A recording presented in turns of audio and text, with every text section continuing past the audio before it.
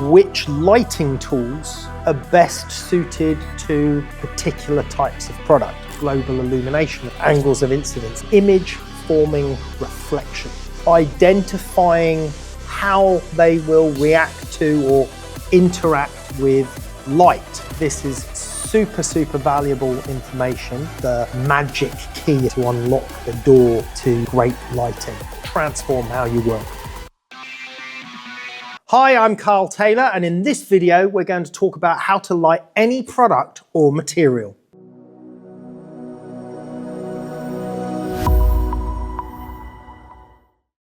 When you're new to photography, it's sometimes difficult to understand the properties of different objects, different subjects, the materials that they're made of, and identifying how they will react to or interact with light. And then equally, you then need to learn which lighting tools are best suited to particular types of product.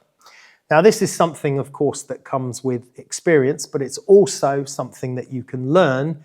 And this is super valuable information, because when you start to get into the physics of lighting, this is applicable across the board in 3D CGI. It's applicable to photography and your lighting skills, of course, and it's also applicable to filmmaking. And when you have these fundamental lighting skills locked in, you'll just transform how you work. Transform your efficiency, your ability to deliver great work to your clients, your ability to just create beautiful images for your portfolio.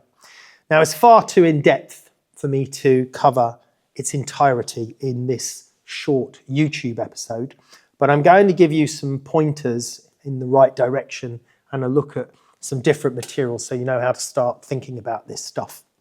Now, I've been doing this for over 30 years, photographing objects and products mostly for high-end campaigns, various subjects from cosmetics to cars, all sorts of different types of products and all sorts of different materials, and they all need a particular approach. But it's that fundamental physics knowledge related to lighting and the materials themselves that is part of the magic key, if you like, to unlock the door to great lighting. So the first thing you need to consider is shape and texture.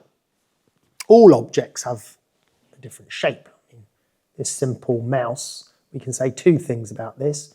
One is it's curved, and two, it is glossy. I don't know if you can see that from here, but those of you that are familiar with an Apple mouse, you'll know it's glossy. We could say with this iPhone, this is also glossy, but it's a different level of gloss on one side to the other. They're slightly different types of gloss, but that object is different because it's completely flat.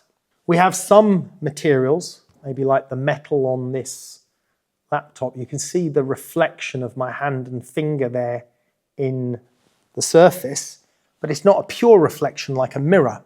So it has some gloss attributes, but they're also slightly diffused as well because there is some texture in that metal and various levels of matte or luster or gloss apply in all materials. We have some unusual materials as well, like skin. Skin is generally considered more to the matte side, luster to matte, but its behavior with light is quite interesting because it's a layered surface with slightly transparent elements to the initial layers. So therefore, you get some level of resonance from layers underneath shining back up through, which is why when we affect them with a polarizer, those type of materials, things can look very different because the science of using a polarizer is actually depolarizing. It's taking away the actual direct reflections from the image and just leaving, if you like, the remaining resonating reflection of colour. But anyway, that's another story, getting deeper into something else there.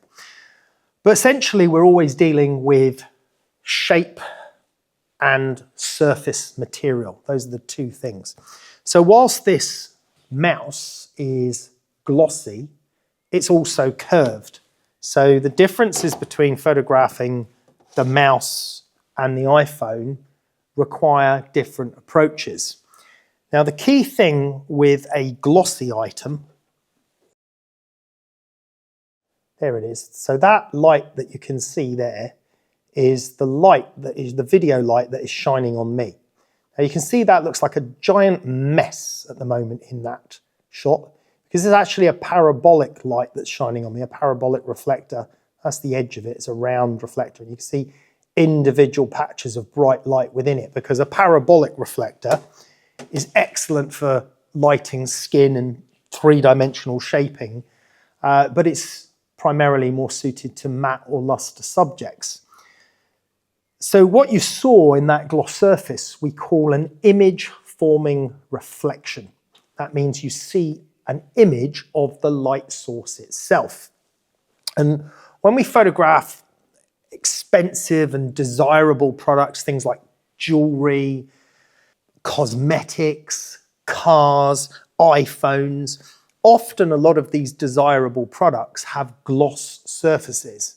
But again, going back to shape, like the mouse, they're not always flat gloss surfaces like a mirror. They have curvature or different shapes to them. And we know that when we put light onto those objects, we can light them, which will just give them exposure. But we often want to create a desirability in them. And if we have an image-forming reflection of, say, that parabolic light in it with all its patchiness of light, that won't look right for a glossy product.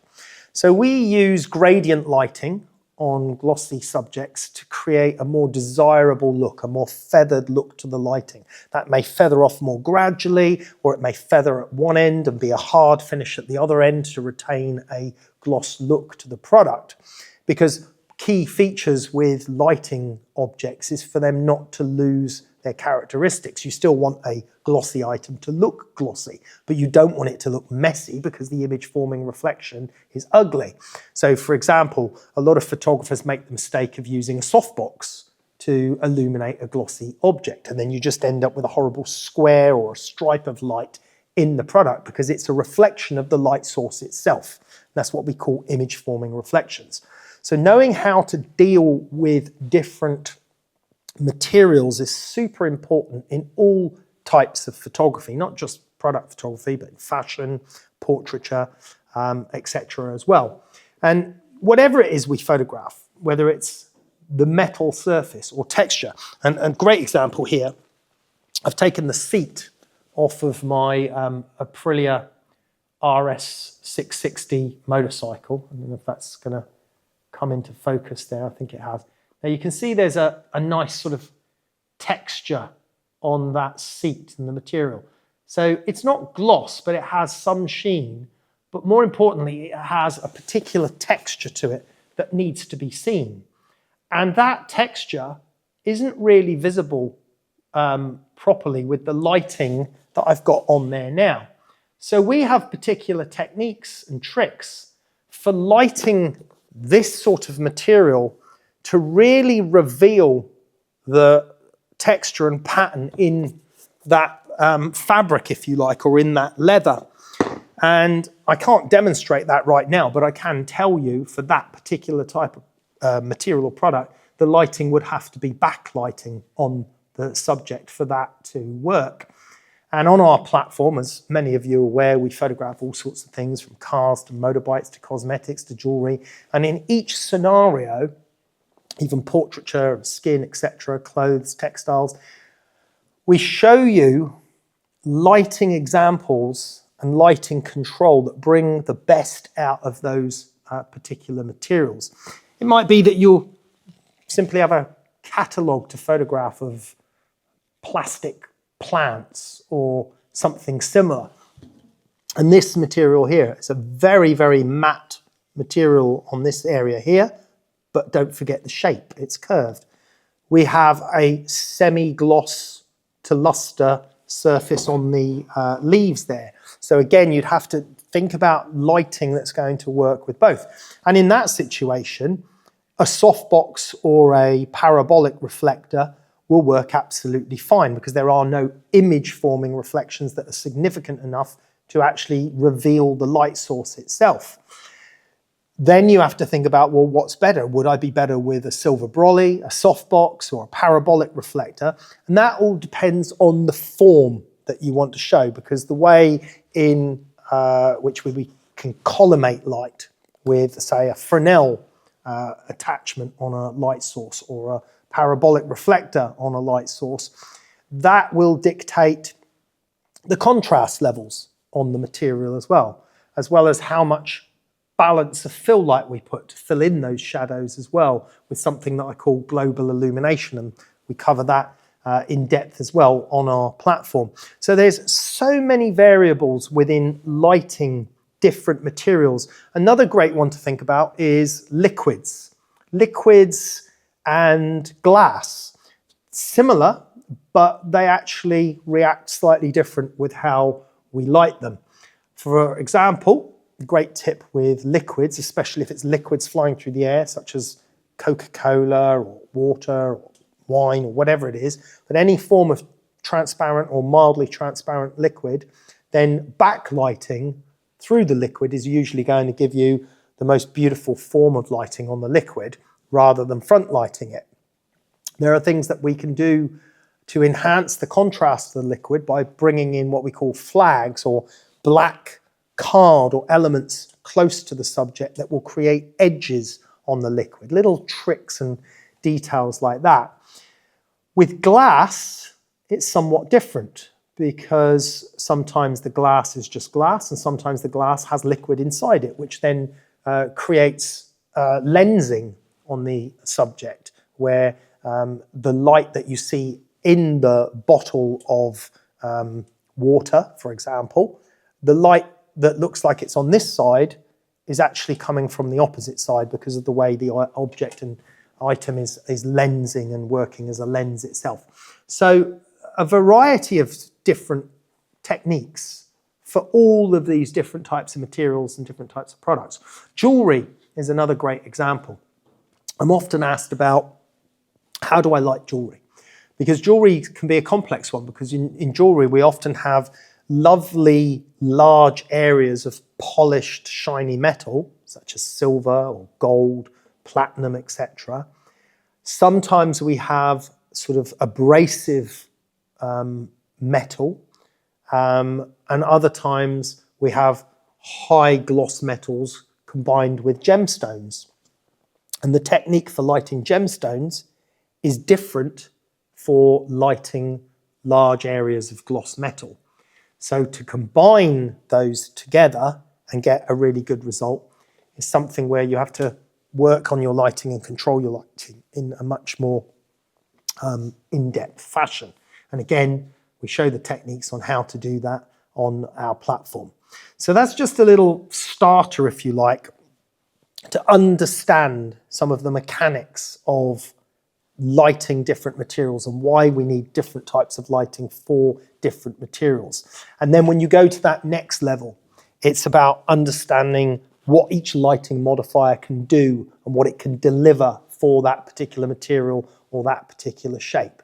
Then you can learn about angles of incidence, angles of reflectance, so that you know exactly where to position the light in order to get that perfect reflection off of the subject where you need it, that image forming reflection. Then we have other areas such as leathers, handbags, shoes, skin, where you can benefit from lighting that is actually polarized at the light source rather than the camera, or both, polarization on the camera and on the light source. So there's a lot to learn, and all of this is the sort of upper levels of photography and filmmaking and that premium level knowledge, and we cover it in depth on visualeducation.com. Thanks for watching.